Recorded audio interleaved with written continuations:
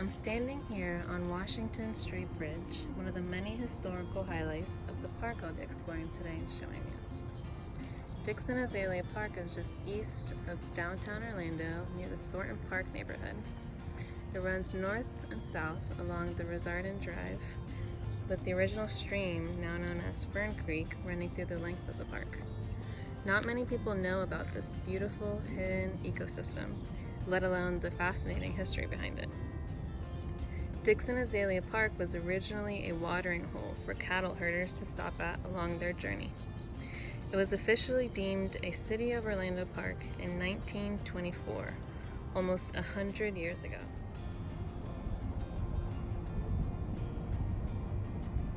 The park was named after an Orlando civil leader who was a strong proponent for planting azaleas across the city. And in this park you can see many of those gorgeous azaleas that complement the park's beauty. So this is a South Florida style bridge and it was built in 1926. It's pretty fascinating to think that thousands of people throughout an entire century have traveled along this bridge. Leopold said that a land ethic changes the role of Homo sapiens from conqueror of the land community to plain member and citizen of it. It implies respect for his fellow members and also respect for the community as such. Even though there are houses and roadways next to the park, it's still so relaxing and usually free from disturbance. You can often hear birds chirping around you, and the wind brushing the trees tends to override any sort of car traffic that's close by.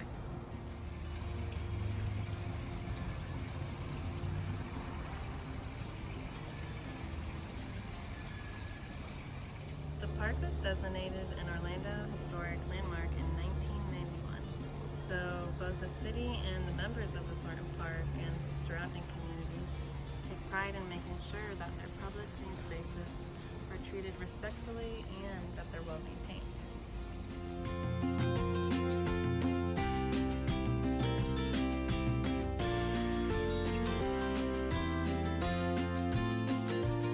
To be a member and citizen of a land community versus being a conqueror of it means to treat the land with the respect that it deserves.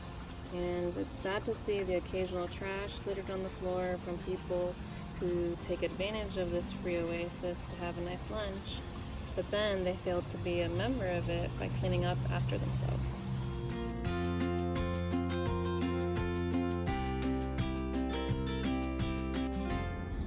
So even though there are several different kinds of plant species in this park, the one I'd like to talk about today is the longleaf pine.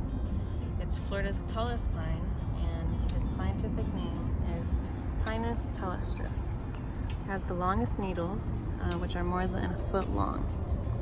Due to the popularity of its tough heartwood, the longleaf pine was one of the first pines to be commercially logged in the United States. It was used for building ships and railroads. The longleaf pine is the most long-lived of Florida's pines, but unfortunately it's the most endangered. Longleaf pines, which once covered an estimated 90 million acres, now cover less than 3% of their original range. More than 30 endangered and threatened species rely on the longleaf pines for their habitat. The longleaf pines are more resilient to the negative impacts of climate change than other southeastern pines. They can withstand severe windstorms, resist pests, tolerate wildfires and drought, and they can capture carbon pollution from the atmosphere.